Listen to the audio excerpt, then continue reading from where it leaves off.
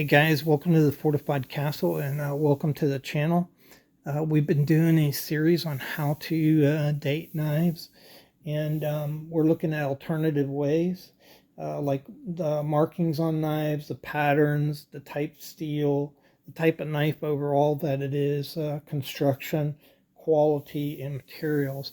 And today what we're going to be talking about is patterns, and they're probably the least helpful of all the alternative ways. This is a regular jack pattern, and it's been around probably in the 1700s, definitely in the 1800s, and it's still being produced today. And that's not a lot of help to us. That said, you can use a pattern to help you determine where a knife was made, when it was made, and who made it. So I'm going to start trying to pull this all together for you. And as we go along in these, we're going to get more and more into actually dating them. And so I'm going to tell you a little story about this knife. It's a serpentine. This knife is pretty big. It's 4 inches. It's a serpentine Stockman-like pattern. And the reason I say it's Stockman-like is it has an unusual, what could be described as a skin and blade on it. And that's kind of unusual for a Stockman. But if you look at a normal Stockman that we think about, that we're used to, that's what it looks like. And you can see this knife looks a little different. And different is going to be the theme of this video. And that kind of keys me in that it might be older. In this case, we have a good tang stamp on this knife, Excelsior Knife Company. And Excelsior Knife Company was founded in 1880, and it went bankrupt in 84. So after that, Northfield bought all the equipment from the company and attained the rights to the name of the company. And so even though we got a tang stamp, we also got a problem. And so Northfield did use this name in some of its knives. The good thing is that about 3 of those tang stamps are easily identifiable to Northfield because they're not the tang stamp that Excelsior used.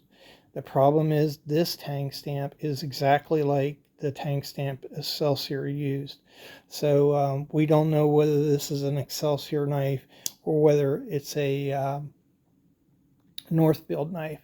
So if I don't have a good tang stamp, the next thing I look to is the overall pattern of the knife. And as we can see here, it's a serpentine pattern. We know a lot about patterns, and we usually have a pretty good idea when they came about. Levin says Americans started producing serpentine knives in 1890. And so this knife couldn't date any earlier than 1890. Since Excelsior went out of business in 84, that tells me that this is made by Northfield and that it couldn't be older than 1890. And so you can see how that's really helped me out on this knife. I've identified the manufacturer and the approximate date of this knife. Northfield went out of business in 1928. So that would be the date range of this knife, 1890 to 1928. I think it was probably produced in the either the late 90s or the late 1800s or very early in the 1900s, I think. So that's how you use patterns to figure things out. So overall, it's really easy to get into a broad time frame by looking at patterns, and you just have to use a little bit of logic and a little power of deduction. And so if we look at these knives in front of us, these are a lot of the knives that you see nowadays, traditional folders. This is a curved jack. They call this a sod buster, and that's been around a while. This one is a whittler. It's kind of an unusual whittler. Whittlers have one main blade and 2 opposite end blades that are of equal size. Usually they're a pen knife. You have their infamous Barlow, the popular trapper here model. That's been around since the 20s. One of the most endearing models is the Stockman, been around since the 1890s, still in production. All these knives are still in production. This is a folding hunter design, still in production since the 1820s. This is a more obscure design. It's a sow belly, and because the belly of the knife dips down like a hog, and those are kind of in and out of production. This is a canoe pattern because it looks like a canoe. Been in production since the 1920s. And this one is a slim jack pattern.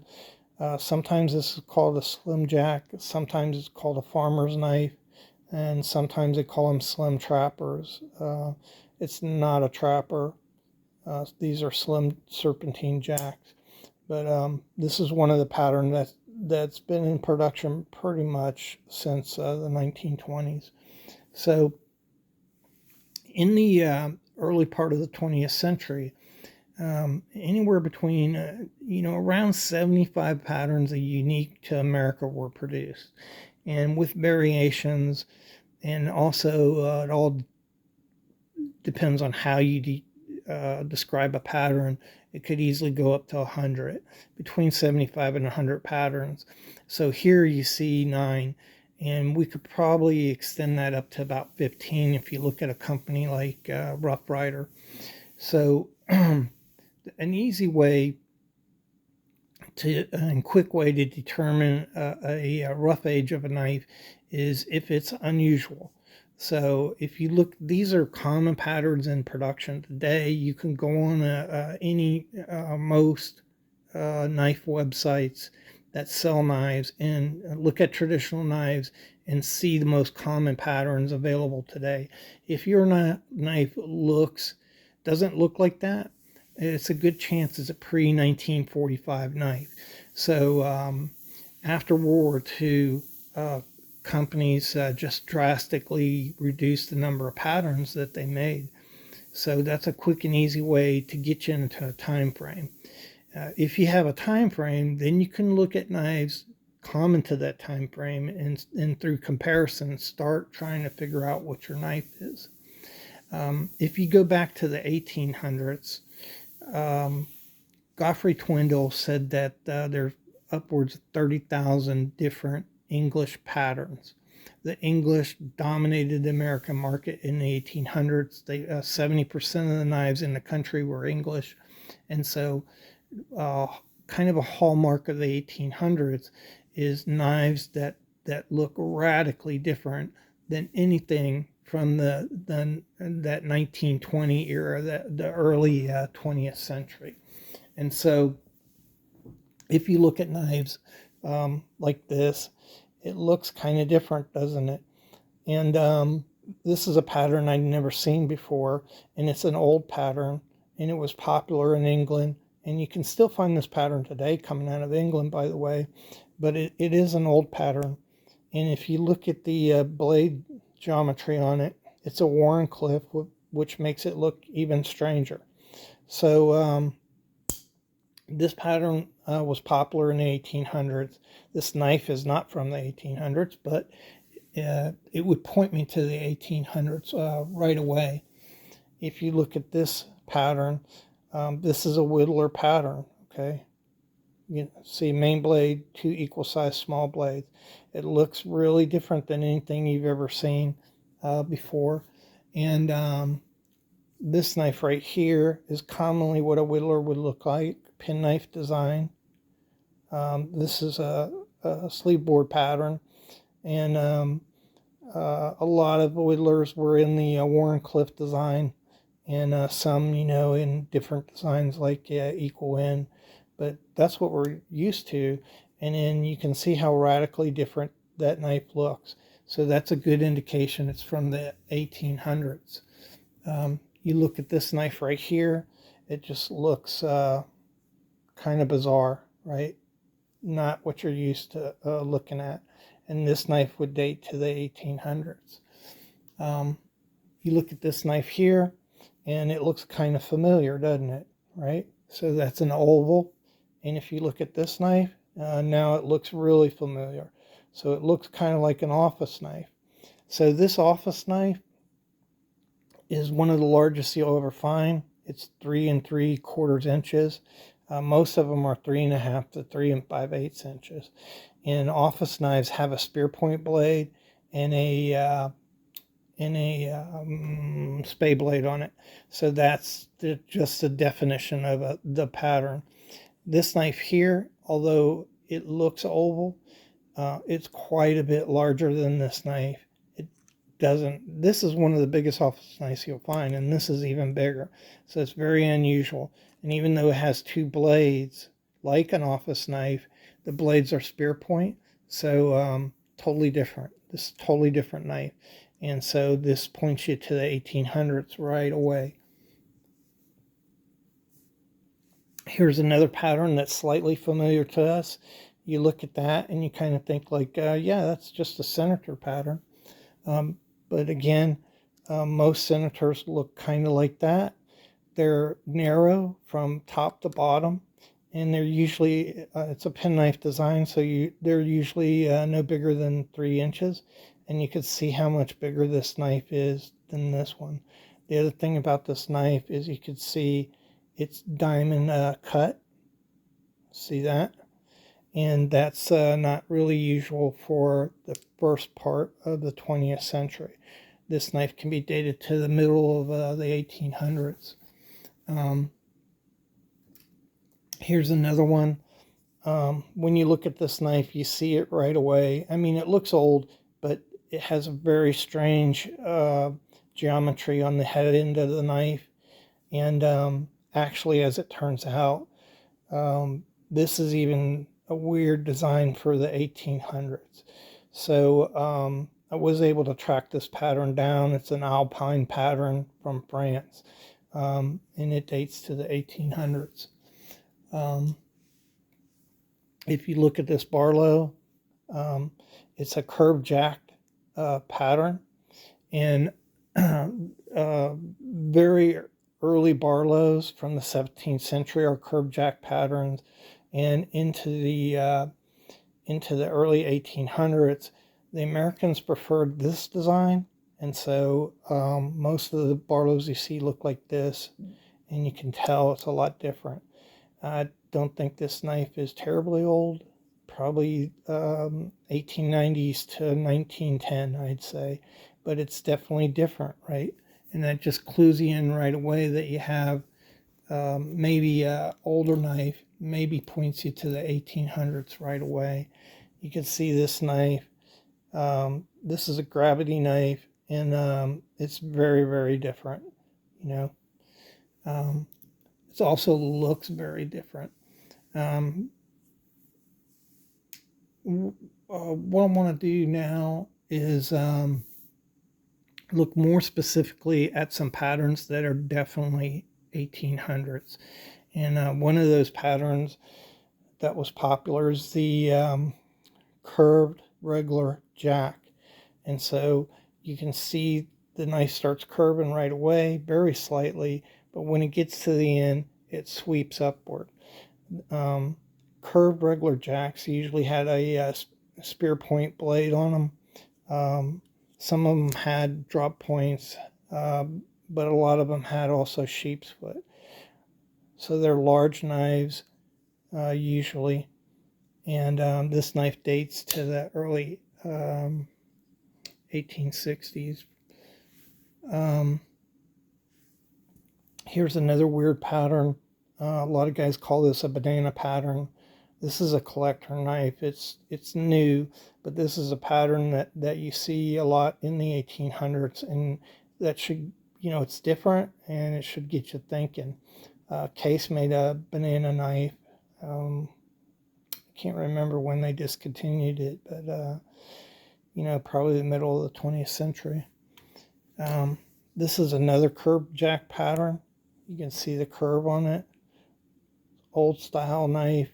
But it's a lockback, and these lockbacks, probably by 1920, they just didn't make them like this anymore because of the newer style Hunter folders. Just a lot superior knife.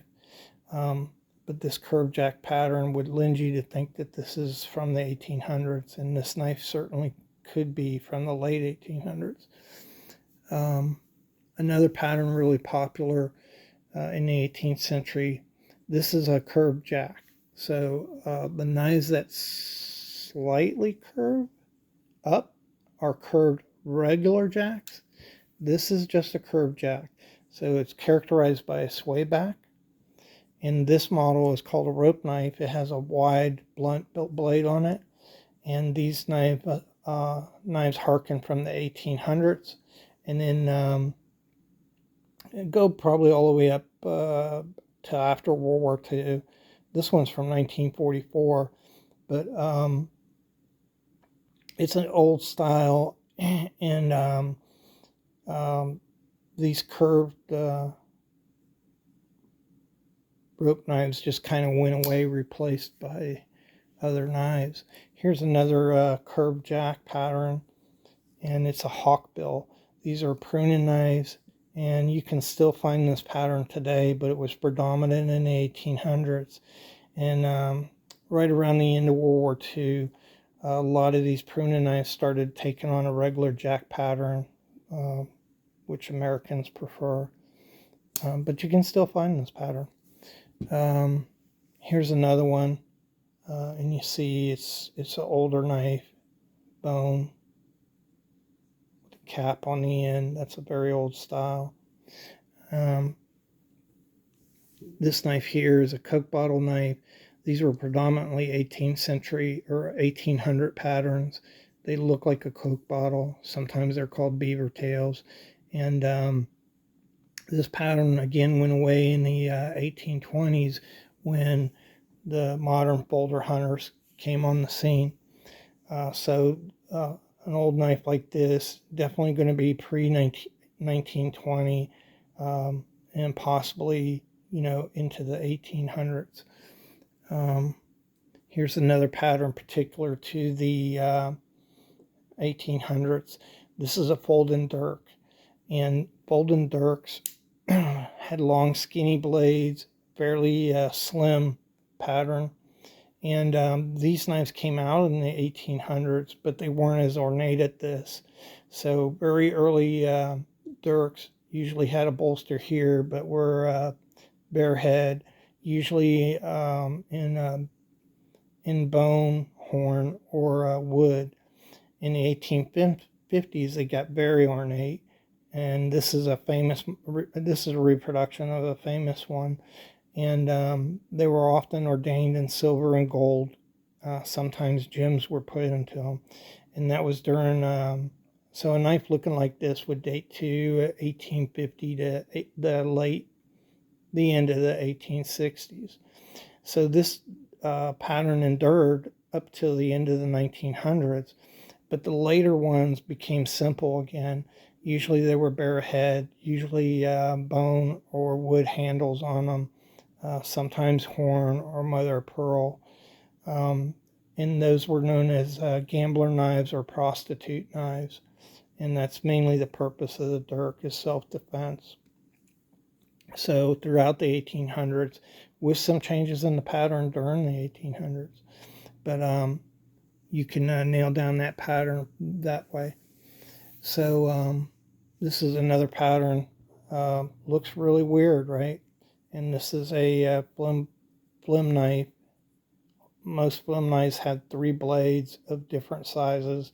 They were used for bleeding animals, horses, pigs, things like that. Flim knives were also used on human beings to bleed them. But they, by the 1900s, these things weren't being produced a lot. You can see them that date into the very early 20th century. But again, very distinctive pattern. This is a friction knife. There's no back spring. So that's how you can use patterns to help you out and determine what you're looking at. I know these videos are long, but you're trying to put in years of research into a video. And really what I'm trying to accomplish is just get you thinking along certain lines. And then if you're really interested in this, you have to do your own research, get some books, read a book on how knives were made. And there's a lot of books out there like that, a lot of information on the internet. But this will just kind of let you know that there's different ways to date a knife. So if you like the video, I'd appreciate it if you like it. And if you want to see more content like this, you can subscribe. And you'll know the truth. The truth will set you free. And I really appreciate you guys for watching the video. Thanks.